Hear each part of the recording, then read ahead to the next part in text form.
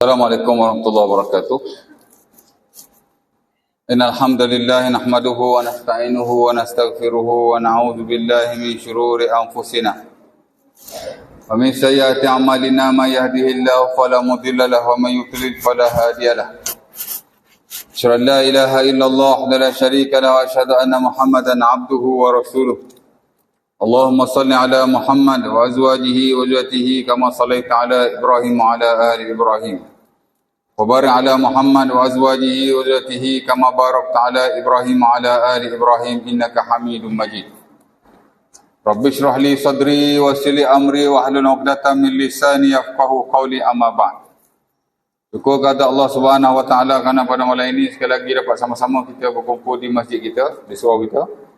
Akan kita sambung perkongsian kita daripada fiqh muamalat pada bab al-amwal al-haram ataupun al-amwal al-muharramah. Pada bab harta-harta yang haram atau harta-harta yang diharamkan. Khusus dari sudut pemerolehannya. Kerana harta sebahagian besar daripadanya tidak haram pada zatnya. Ada yang haram pada zat tu, ya. Seperti najis, seperti arak, daging babi, babi itu sendiri, anjing dan yang seumpama dengannya. Itu haram lah. Ya. Haram juga tu. Sebab ada juga orang ditanya, apa hukum daging babi? Dia kata daging babi tak ada apa-apa. Jangan kata daging babi haram. Haram tu makan daging babi. Daging babi tu tak haram. Katanya begitulah, ya. Which is tak tepat sama sekali. Kerana haram-haram ni dia ada dua. Satu haram dari sudut hukum taklifi. Yang mana lawan dia wajib lah. Ya. Kerana hukum taklifi ada 5. Ada wajib, ada haram, ada sunnah, ada makruh, ada harus. Itu hukum taklifi yang 5. Ya. Al-ahkamut taklifiyah al-khamsah. Betul lah tu. Makan daging babi memang haram. Itu dah sudut perbuatan, hukum taklifi. Ya. Di mana haram tu lawan dia wajib lah di situ. Ada satu lagi lawan haram ialah halal. Itu dah sudut wasafi. Ya, jadi haram-haram ni nak tengok. Di mana haram taklifi memanglah haram itu dihukumkan pada perbuatan kita selaku mukallaf. Tapi satu lagi haram yang disebut sebagai haram wasafi. Of course lah yang related dengan muamalat. Di mana haram-haram pada zat juga boleh disebut haram. Daging babi atau babi itu sendiri haram. Makan memang haram lah. Jual beli memang haram lah. Dari sudut perbuatan kita. Tapi objek itu sendiri. Zat itu sendiri. Boleh kita kata haram. Tak salah sama sekali. Malah itu yang ada dalam fiqh muamalat. Ya? Boleh dia lupa. Boleh dia tidak tahu. Boleh dia tidak ingat atau seumpama. Tapi tak salah lah. Daging babi haram, makan daging babi juga haram. Cuma hak ni haram dari sudut wasafi. Wasafi ni zat dia tu. Sifat dia tu. Hak ni haram dari sudut perbuatan. Kita lah selaku mukallaf. Dia ada 2 side di situ. Ya. Baik. Jadi sebahagian besar daripada harta-harta yang ada ni dia jadi haram dengan sebab, dengan cara. Or in the other words, dengan kaifiat kita memperolehinya. Sebab itu dalam slot harta-harta haram, selain dibincangkan harta-harta haram yang secara objek ni, secara zat ni, which tak banyak lah. Berapa kerat je. Babi, atau babi itu sendiri, anjing, najis, darah, arak. Boleh hitung dengan jari je. Tapi yang haram dengan sebab atau dengan cara, atau dengan arti kata lain, perolehan ni, banyak. Dan dia boleh saja berubah daripada satu zaman kepada satu zaman yang lain. Dan sebagainya clear. Very straight to the point. Dan sebagainya yang lain, dia nampak macam tak apa clear lah. Unclear. Kita panggil indirect. Sebenarnya direct juga kalau kita belajar. Ya. Dan kita takkan tahu melainkan dengan jalan belajar. Sebab tu orang suruh masuk kelas. Ya. Suruh belajar. Ada kuliah muamalat kita join. Walaupun tidak selalu.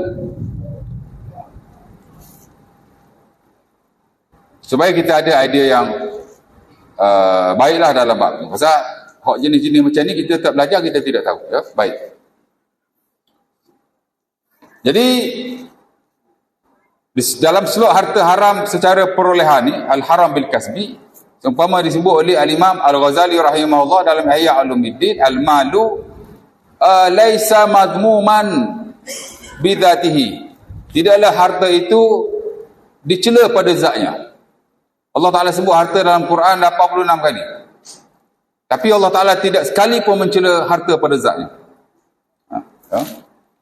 Karena harta hukumnya harus. Wasafinya. Bukan taklifi, wasafinya. Harus. Harta tu harus. Cuma dia boleh jadi haramlah khususnya dengan sebab bagaimana kita menguruskan harta itu. Cara kita mendapatkannya, cara kita mengelolakannya, cara kita membelanjakannya, itu yang boleh jadi haram. Ya. Jadi Imam Ghazali kata haram Imam Ghazali kata harta bukan dicela pada zatnya, walakin bi kasbihi, tapi dengan cara kita menguruskannya, memperolehinya. Ya. Di mana pada sesi yang pertama dulu dalam surah At-Tahrim ni kita dah masuk tajuk mencuri lah. Ya. Malam ni kita nak masuk tajuk yang kedua, itulah rasuah. Dalam bahasa Melayu, dalam bahasa Arab disebut sebagai ar-rishwah. Dan boleh juga disebut sebagai ar-rashwah. Cuma ar-rishwah afsah min ar-rashwah. Rishwah ni lebih fasih daripada rashwah. Ya? Lebih fasih ni makna lebih tepatlah. Tapi tidak salah. Ya? Arab ni dari sudut perkataan dia ada yang salah. Khata' dia panggil. Ya? Ada yang betul. Tapi tak berapa ni lah dia panggil sahih. Satu lagi dia panggil hak ni. Bukan sahih, fasih. Satu khata', satu fasih, satu afsah. Afsah ni makna hak paling fasih lah. Dalam banyak-banyak hak betul tu, dia hak paling betul sekali. Ya? Baik.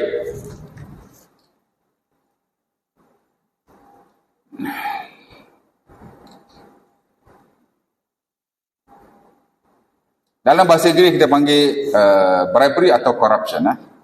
Saya baca dua poin-poin yang saya nyatakan di sini. Rasuah ni antara poin yang banyaklah berbanding harta haram yang lain. 12 poin di situ. Mungkin saya akan bacalah sebahagian daripada ini. Poin nombor 1. Dalam Mawsu'ah Fiqhiyah Kuwaitiyah.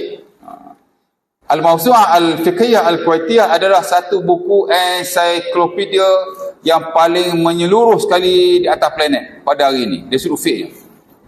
Ya. Buku fiqh ni ada banyak. Ada yang bersifat macam biasa-biasa lah dia. Macam buku-buku fiqh yang lain. Tapi ada yang bercirikan mawsu'ah. Mawsu'ah ni makna fiqh yang rentas. Dia tidak membicarakan tentang fiqh satu-satu skop, satu-satu mazhab, satu-satu aliran. Fokus kepada ulama-ulama tertentu, metod-metod tertentu. Tidak. Dia very open. Very flexible. Very universal. Itu fiqh mawsu'ah. Ya, kita panggil buku fiqh encyclopedia. Ya. Di mana dulu-dulu pun ada buku fiqh encyclopedia ni. Termasuk buku yang dikarang oleh An-Nawawi rahimahullah. Al-Majmu' tu buku fiqh encyclopedia tu. Dia buku menyeluruh. Dia tak bincang mazhab Syafi'i saja, tapi dia bincang mazhab-mazhab yang lain.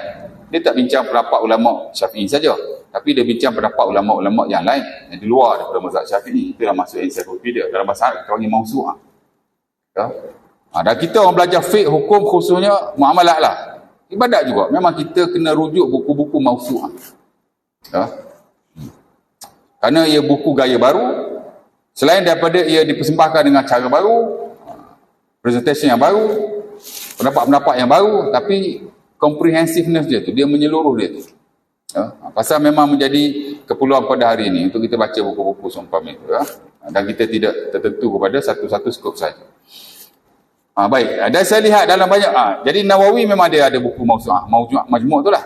Dalam mazhab Hambali kita ada Al-Mughni, juga satu buku mawsu'ah, encyclopedia. Tuan-tuan tak tahu pun tak apa, tapi saya bagi adik ya. Di mana Profesor Dr. Daud Bakar, our top scholar muamalat, pernah ditanya, mana buku yang awak paling suka sekali? What is your favorite book? Ustaz Fawah Fatih yang tanya dia. Maka dia kata, buku yang saya suka, adalah yang dia sebut. Salah satu ialah Al-Mughni. Ya. Jadi dikarang oleh Al-Imam Ibn Qudamah Al-Maqdisi. Yang mana saya juga amat menyukai buku itu. Ya.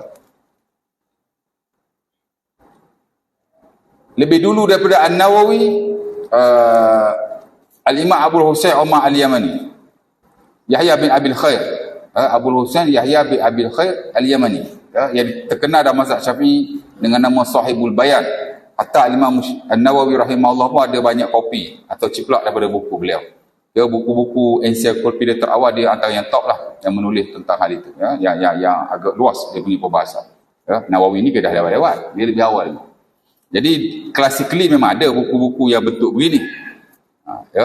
Cuma dalam dunia moden ni dia buku mausu'ah yang lebih meluas lagi. Termasuk buku mausu'ah fiqhiyah kuwaitiyah. Dunia pakai tuan.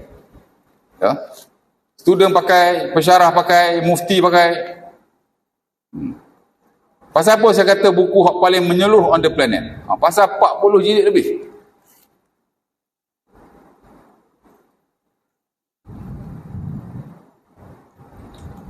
Di samping kita boleh beli, memang ada web-web tertentu yang membenarkan kita untuk download buku itu. Dan saya pun download.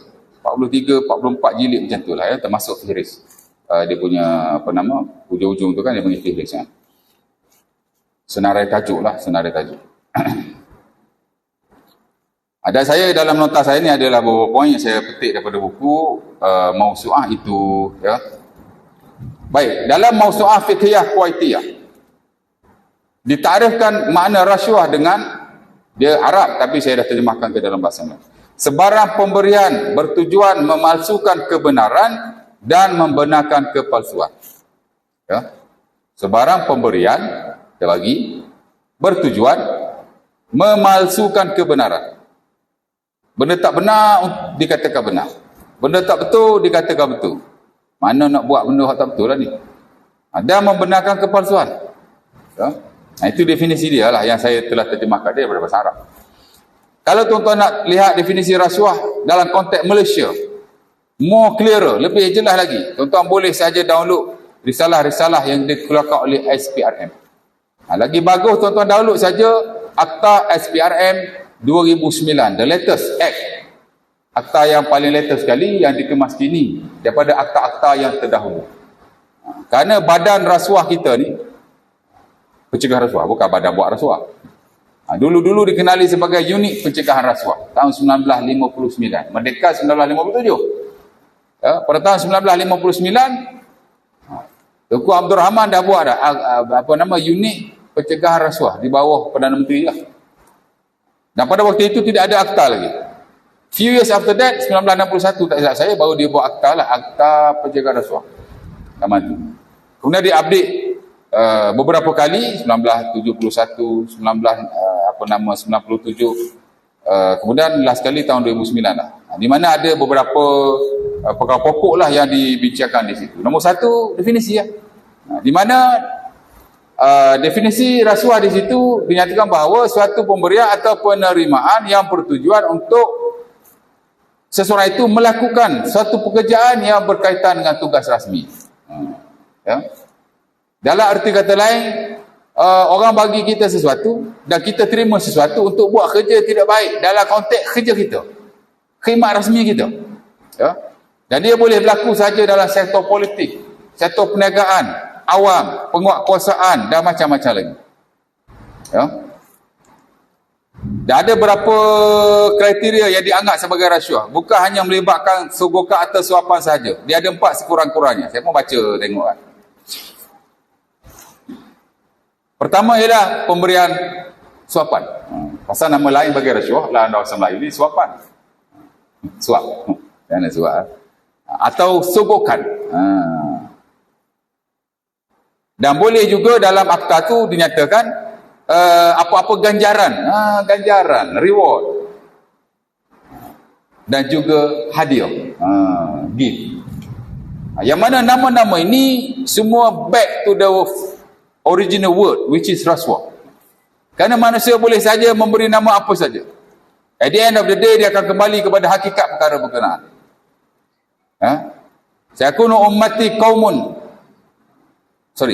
ummati nasun yashrabuna al-khamra wa yusammunaha bighairi ismiha. Dalam hadis Abi Daud daripada Abi Hurairah, Nabi kata akan ada umatku yang meminum arak, lalu mereka menamakannya dengan nama-nama yang lain. La musyahata fil istilah. Sebab tu ulama kita buat kaedah awal-awal. Kita jangan terpedaya dengan istilah. Istilah tidak ada isu syariah sama sekali. Awak nak bagi istilah apa, terpulang. Sementara istilah atau perkataan atau term, ini isu kebahasaan.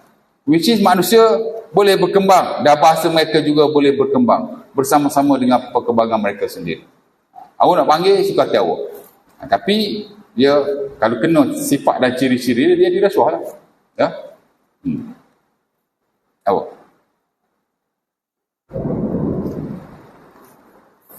Memanglah hadiah ada makna dia betul. Ganjaran. Ganjaran okey je. Orang nak bagi ganjaran.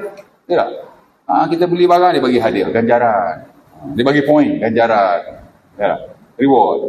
Tak ada masalah. Tapi kalau ada ciri-ciri rasuah di situ, di mana ganjaran-ganjaran yang ada tujuan rasuah lah, maka tidak boleh lah. Jangan tertipu dengan perkataan. Hadiah pun sama juga. Ya, hadiah ganjaran lebih kurang je lah. Hadiah ni tuan-tuan, atau ganjaran ni, kadang-kadang dia boleh jadi rasuah. Macam ni lah. Ya, bila dia boleh jadi rasuah? Bila orang bagi ganjaran atau hadiah kepada kita related to our position, berkenaan dengan jawatan kita. Di mana kalau kita tak ada di jawatan tu, dia tak bagi hadiah kita. Tiba-tiba dia bagi dengan sebab kita ada jawatan tu. Maka itu dalam konteks syarak itu rasuah. Ya. Sama aja, donation tu kira hadiah, reward, donation. Donation tu dia bagi, tak boleh. Ni orang bagi dia, Ya? Betul tak? Dan ini pernah berlaku pada zaman Rasulullah SAW. Ya? Di mana ada orang tu, dia segregate between zakat yang dia dapat dengan hadiah yang dia terima daripada orang lain. Ya? Seumpama dia sebutkan dalam Sahih Bukhari, daripada beberapa orang sahabat Nabi SAW, antaranya Abu Humaid As-Sa'idi, di mana dia kata Nabi lantik seorang tu jadi amil untuk buat kerja kutip zakat. Zakat Bani Sulaim namanya. Bila dia balik, Nabi pun buat check account lah. Hasabahu Rasulullah. Nabi pun check dia punya harta. Nabi check sendiri tuan lah. Banyak-banyak benda Nabi ni dia hands on. Mana dia take part dalam bab. Dalam bab ni pun Nabi check sendiri. Nabi check dia punya harta tu. Ya tak? Kita pun kalau jadi bos, memanglah kita ada kita punya assistant. Tapi jangan lepas tangan begitu. Saya baru-baru ni, tak baru-baru juga lah, 2-3 tahun lepas. Ada seorang mengadu, dia punya assistant dia, power duit dia sampai 80,000. Dia pun tak tahu.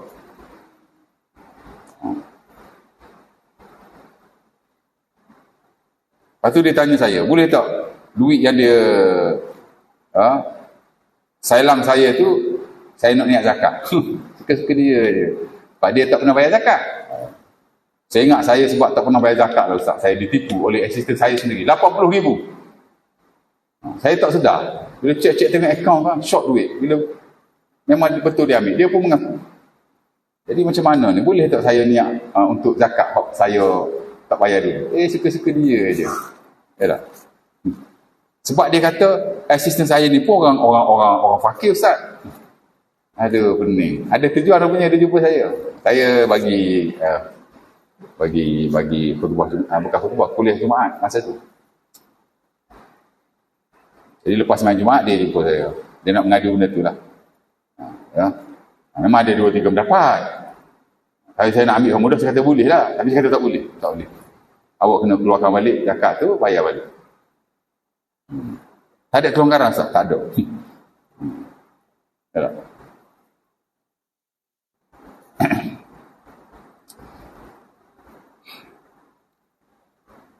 Jadi bila Nabi cek, apa dia kata?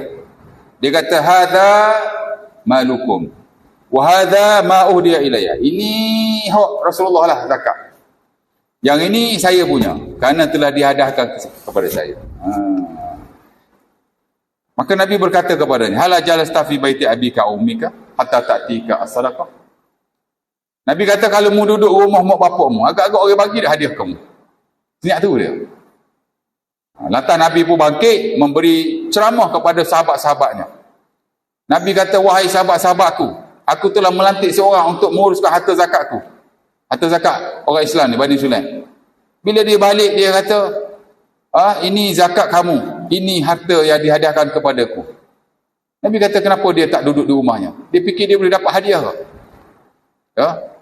Kemudian Nabi berkata di end of the speech, Nabi kata man akhadha mala ghairihi bighairi haqqin ya'ti yaumal qiyamah yahmiluhu ala unuqih. Nabi kata hati-hati siapa-siapa yang ambil harta secara tidak hak. Sesuatu pada hari kiamat harta itu akan datang dan dia akan pikul harta itu di atas batang leher. Ya. Sebab tu kalau orang buat salah yang melibatkan kemaslahatan am, kita boleh bagi tahu secara terbuka. Kesilapan-kesilapan am boleh diberitahu secara am. Hak tak boleh ni kesilapan peribadi. Member tu tak semayang, nak cerita kat orang, tak boleh lah.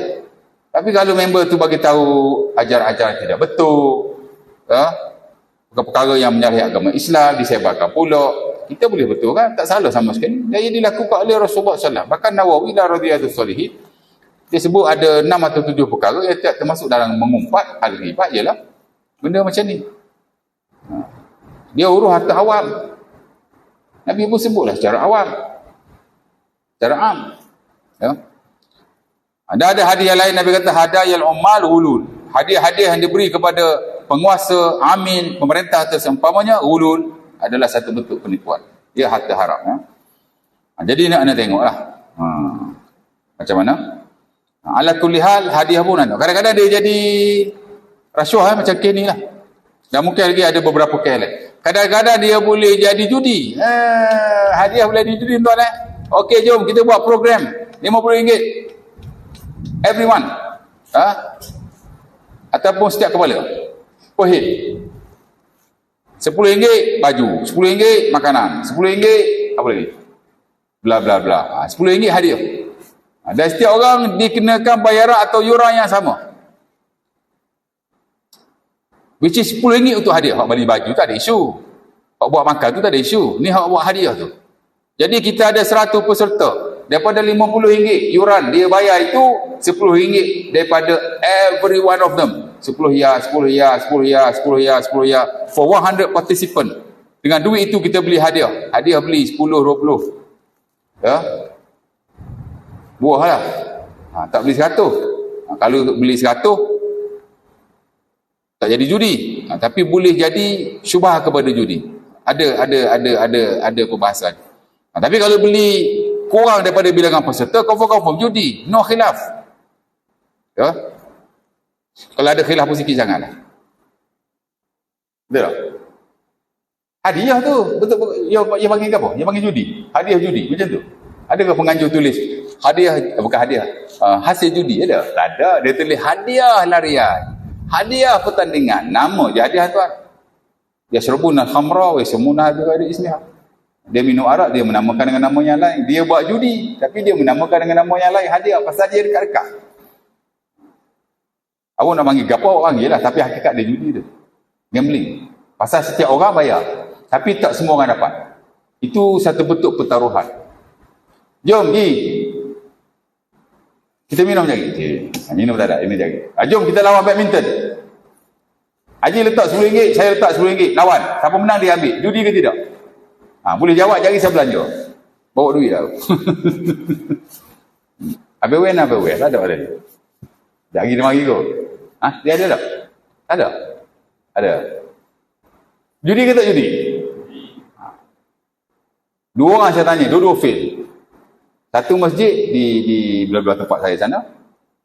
Satu lagi saya tanya kat mana. Dia kata, tak judi. Satu lagi, saya je letak duit RM10, RM20. Ataupun haji letak duit RM20. Lawan, siapa menang dia ambil. Judi ke tak judi? Ada dua model di situ. Model pertama, dua-dua bayar. RM20. Model kedua, seorang je bayar. Sama ada saya, sama ada awak. RM20. Dua-dua tu judi ke? Dua-dua tak judi ke? Mana satu judi, mana satu tidak judi? Okay, back to model number 1. Judi ke tidak? Judi. Imam tu kata tak judi. Tak judi ustaz. Dia ingat hadiah dia tu, hadiah. Awak kata hadiah itu judi. Ya. Pasal apa judi? Pasal-pasal dua-dua bayar. Dan yang menang seorang saja. Ya. Kalau tiga bayar. Kalau empat bayar. Satu lagi, saya je bayar. Haji je bayar. Siapa menang tak kisah. Kalau haji menang, haji ambil duit saya tu. Kalau saya menang, saya ambil balik duit saya. Judi ke tidak? Ha? Judi? Pasal apa tak judi? Tu agak-agak ke, tembak ke macam mana? Model nombor 1 confirm judi. Model nombor 2 tidak judi. Pasal apa tidak judi? Pasal tak bayar dua-dua, seorang aja bayar. Begitu juga kalau ada 4 peserta, 3 bayar, seorang tak. 5 peserta, 3 bayar, 2 tak. Sebab itu tuan-tuan, bayaran dia bukan ada isu syariah. Dia tak ada masalah dengan bayaran. Tapi bagaimana bayaran dilakukan? Ada 3 cara bagaimana nak mengelakkan judi dalam pertandingan berbayar, beryuran atau seumpamanya. Pertama ialah jangan semua peserta bayar yuran untuk hadiah. Dia nak bayar hak lain tak apa. Boleh hadiah orang lain ambil RM50. RM10 makan, RM10 baju, RM10 tu, RM10 hadiah, RM10 hadiah. Tapi 1/3 lagi daripada peserta ambil RM40 je. Kecualikan RM10 hadiah tu. Jangan ambil hadiah daripadanya. Itu tidak jadi judi. Bila kesemua peserta tidak membayarnya, hanya sebahagian daripadanya, 2/3 bayar, 1/3 tidak bayar, maka itu tidak judi. Menurut majoriti para ulama. Dan JAKIM keluarkannya itulah, kalau tuan-tuan tengok dalam buku panduan pertandingan berbayar yang dikeluarkan oleh JAKIM. Dan bukan hanya di peringkat tempatan, global pun sama tuan. Ada 4 model permainan. Salah satunya begitu. 100 peserta, 2/3 saja bayar untuk yuran, untuk hadiah, maka tidak jadi judi. Jadi pengelola nak tahulah. Ya. Sebab tu muamalat ni, dia lebih bahaya daripada ibadat. Ibadat ni awak dengan Tuhan. Awak tak melibatkan orang lain. Melainkan kalau awak ajar orang. Sebab tu kita, kalau ada ajaran yang tidak tepat, kita betulkan. Tak tunggu ajaran sesat. Ajaran tak sesat pun kalau tak tepat, poin dia tu tak tepat, kita kena betulkan sesama kita. Ya. Kalau awak mayat salah, saya tak akan tegur. Di petang awam ni nak tegur buat apa? Peribadilah. Pasal itu peribadi. Ini benda awam. Kita tegur secara awam.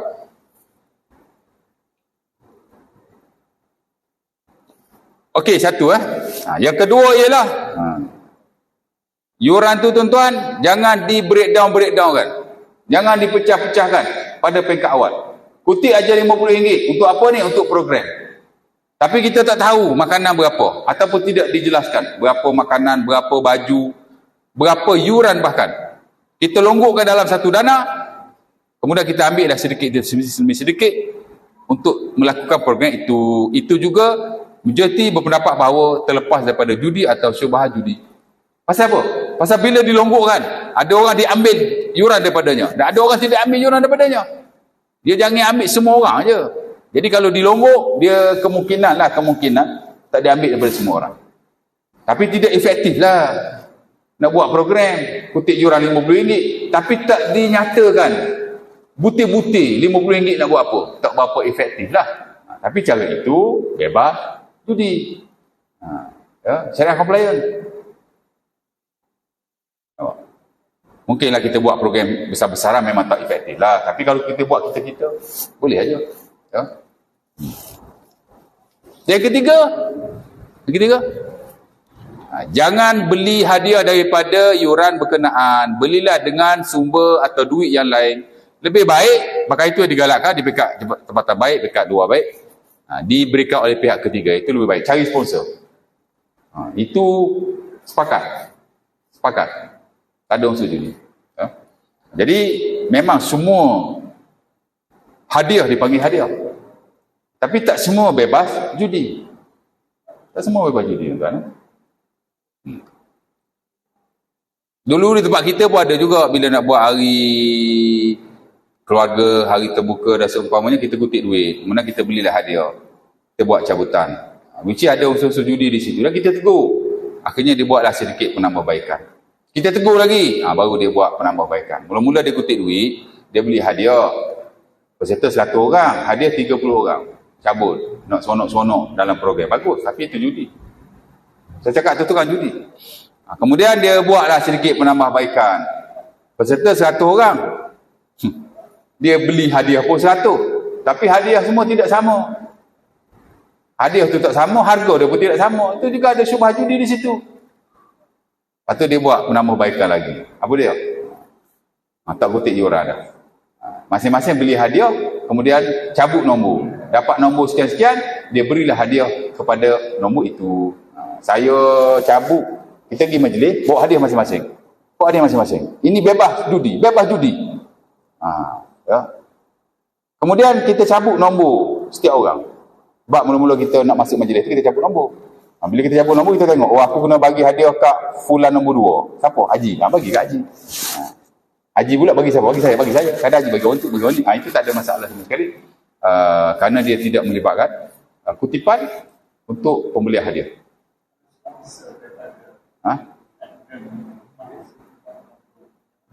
Sponsor daripada?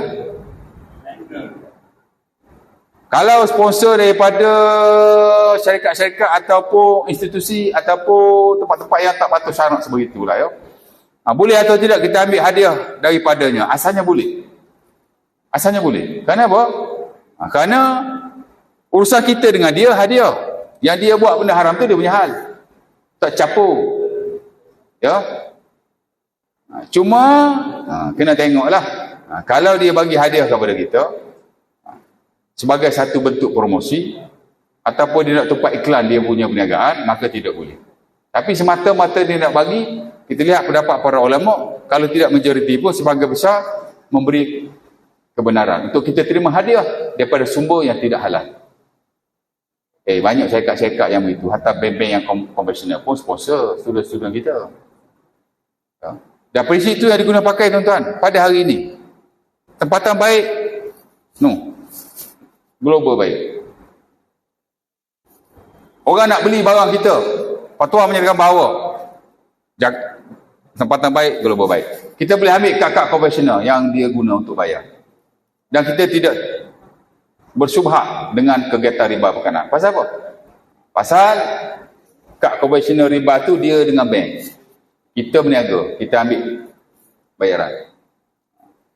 Sama juga fatwa menyatakan bahawa kad insurans konvensional yang diterima oleh pekerja, dia boleh menggunakan fasiliti itu, termasuk fatwa Selangor. Kenapa? Kerana kad insurans yang kita dapat daripada company yang konvensional itu hadiah daripada company. Urusan haram yang company buat itu company dengan bank. Kita guna pakai kaedah tu. Ya. Jadi kalau kita nak terima hadiah daripada sesiapa sahaja, walaupun dia syarat-syarat yang haram, sebenarnya ada keharusan dengan syarat dia tidak jadikan hadiah itu sebagai dia punya promosi, iklan dan seumpamanya. Pasal apa tuan? Pasal dia ada satu kaedah ni kita guna dalam fatwa kita. Dia panggil harta boleh berubah dengan berubahnya sebab pemilikan. Al-mal yatabaddal bitabaddul sababil milki. Itu kaedah dia. Ya.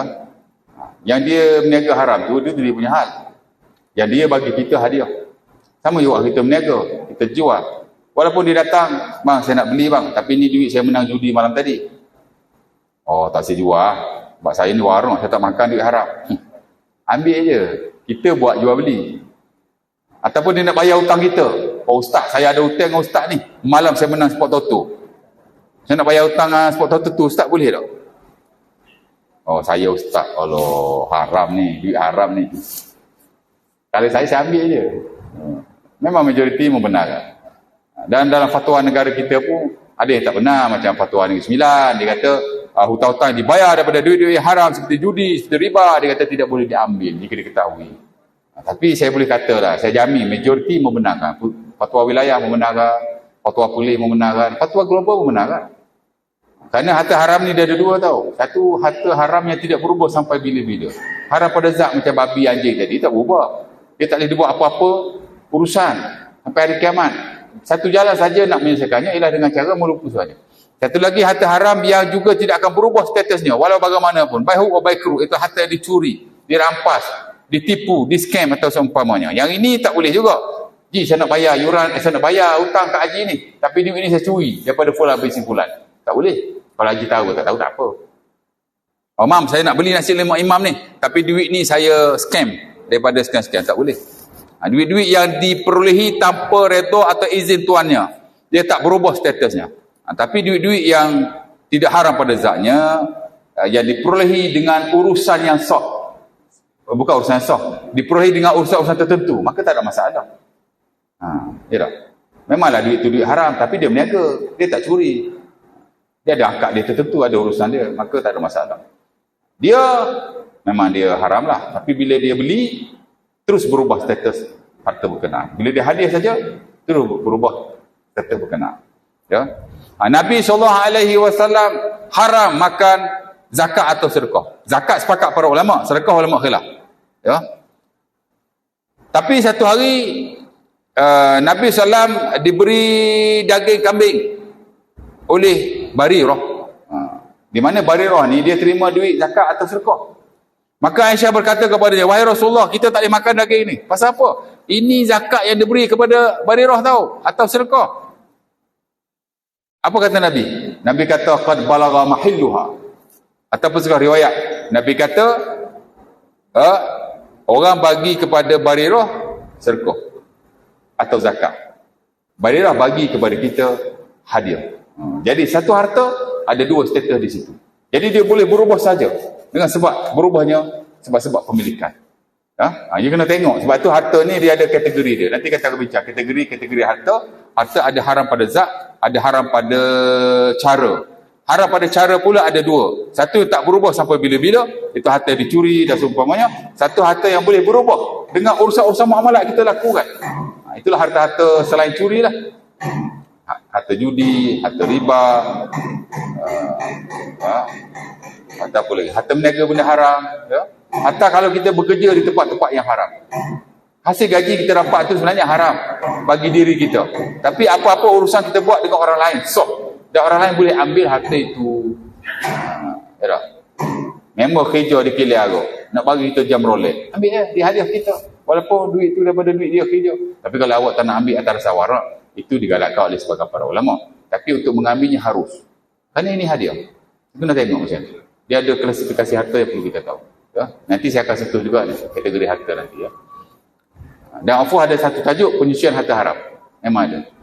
Dan kita memang bincang lumak lah bab tu. Memang kita maklum lah. Azan dulu lah.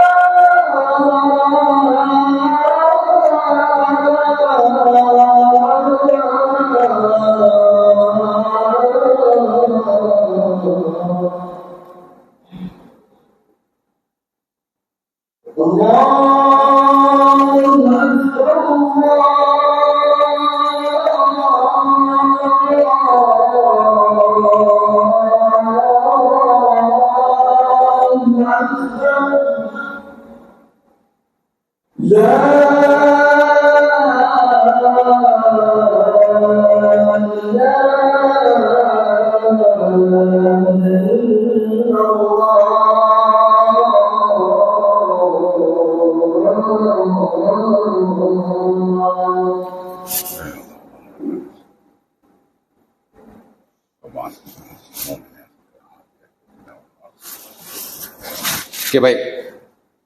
Jadi itu definisi rasuah. Jadi kita jangan tertipulah dengan perkataan, dengan nama. Kena tengok hakikat dia, ciri-ciri itu bagaimana, ya. Jadi kalau balik pada tadi, hadiah boleh jadi rasuah. Bila mana kita beri itu memang related dengan dia punya position lah. Adik-beradik bagi hadiah kita, tak ada masalah. Saudara-mara, sahabat handai, tak ada masalah. Jadi kena tengok, ya. Kalau dia bagi itu memang kerana jawatan kita, maka itu rasuah, ya. Dalam syarak dan juga dalam akta rasuah ataupun ciri-ciri rasuah di PK kita lah, ya. Dan sama macam tadi juga, hadiah boleh hadiah judi, hadiah boleh jadi riba juga sebenarnya. Riba boleh juga, riba. Ya, hadiah ni dia kena tengok ciri-cirinya, hakikat, ya. Bila hadiah boleh jadi riba? Bila awak bagi hadiah kepada orang yang memberi pinjam, ya, yang mana ia menjadi manfaatlah kepada pinjaman awak. Dan ini dilakukan pada zaman sahabat Nabi SAW. Macam yang disebut oleh Abdullah bin Salam. Ni kita belajar dalam babur riba, the chapter of usury, ya. Atau bentuk riba ialah memang kita tak boleh ambil manfaat dari atas pinjaman. Dan manfaat itu bukan hanya wang, bagi duit ambil duit, kadang manfaat-manfaat yang lain termasuk menerima hadiah juga. Kerana orang Arab, tuan-tuan, bila sampai tempoh bayar hutang, dia tak mampu bayar hutang, dia akan bawa hadiah-hadiah tertentu kepada si pemberi pinjam atau yang disebut sebagai si pemiutang. Dia bawa buah tamar lah, dia bawa gandum lah. Sebab tu Allah bin Salam dia beri peringatan kepada Abi Burdah, kalau mu nak terima hadiah, mu kalau beri hutang kat orang, mu hati-hati, jangan sebab Abi Burdah baru datang ke Madinah. Dia tak tahu style orang situ macam mana. Jadi Abdullah bin Salam tegur dia lah, mengena hati-hati. Kalau mu beri pinjam pada orang nak bagi hadiah pada mu, hak pinjam tu lah, maka mu jangan ambil hadiah tu. Itu babu min abwabir riba. Itu satu pintu daripada pintu riba. Ibn Abbas pun sama, tuan-tuan, betapa cemaknya beliau. Dia juga ada yang beri pinjam kepada sahabat-sahabatnya yang lain. Dan kalau orang nak bagi dia hadiah, dia kata aku boleh terima hadiahmu, tapi kena tolak hutang yang mu bagi kat aku. Oh, cermat dia tu. Haji berhutang saya RM100. Kalau Haji nak belanja saya, boleh Haji belanja saya, tapi tolak hutang. Oh, teror dia ataupun cermat dia kan. Ya. Kadang-kadang dia belanja tu bukan kena mengena dengan pinjaman pun, tapi betapa dia jaga. Kerana hadiah-hadiah takut berkenaan, takut terkait dengan hutang, lantak ia menjadi riba. Kalau kita pinjam lah, belanja lah, betul tak? Itu kita, ini sahabat Nabi, dia jaga sampai tahap macam tu sekali, ya. Nampak? Jadi hari ini kita berkongsi tentang definisi saja, di mana kita dapat gambaran tentang definisi ataupun pentakrifan rasuah itu sendiri, ya. Satu pemberian lah atau penerimaan yang bersabit dengan jawatan kita. Dan of course lah urusan-urusan tertentu. Nak cepat, ada fire tinggi ni. Ya tak? Nak cepat, bagi je 2,000. Fire kita hok duk bawah, naik atas. Cepat sikit. Ya tak? Dan kadang-kadang tuan-tuan, dia tak mengenal siapa-siapa. Dan saya personally pun ada beberapa individu yang beritahu saya, oh saya tak suka sungguh. Tengok dengan janggut dia, dengan penampilan dia macam warak-warak jenis orang tabligh, orang warak lah kita kata kan. Memang orang tabligh pula. Tak ada mana kata penampakan dia macam haji-haji lah. Tapi minta duit dengan saya nak cepat proses. Ya Allah. Ini duit. Semua orang boleh tergoda, betul tak? Dan sama juga. Ada juga yang kata begitu. Nak cepat, minta 2,000. Habis tu, Allah. Nak heran apa tuan? Duit lain. Pakai penampilan luaran ni lain. Saya ni pun ada satu kes ni. Scam di belah-belah PJ sana. Saya ada mengajar di situ. Di mana hamba Allah ni dia baru berpindah ke kawasan tu tuan. 5 waktu 1 hari tak miss. Cek punya latar belakang, oh big scammer rupanya. Dia pernah scam orang beratus-ratus ribu di Perak. Satu kepala dia pernah scam 50,000. Termasuk yang cakap dengan saya tu sendiri. Saya pernah kena scam dengan dia ustaz. Jadi tuan-tuan ingat, nampak macam ustaz bagus macam saya. Bagus jangan relax dulu. Yalah, duit lain kan. Nampak je warak tapi bila buat duit hancur. Sebab tu saya bukan nak cakap lah personally, saya tak trust buat duit ni. Siapa-siapa pun. Dan saya antara yang membongkar satu masjid lah tentang penyelewengan yang dilakukan di situ. Di tempat saya lah. Tapi bila masalah dia bila terbongkar, Jais ambil alih. Sampai hari ni Jais tak serahkan masjid tu pada kita. Itu masalah juga kan. Tapi dah awak buat hak. Elok-elok masjid tu awak jaga. Jagalah kewangan dia bagi elok. Ni kewangan tak jaga. Betul tak? Bila orang tegur tak nak dengar. Kita bawa ke atas. Saya buat duit, saya very particular tuan. Saya cukup particular buat duit very sorry to say.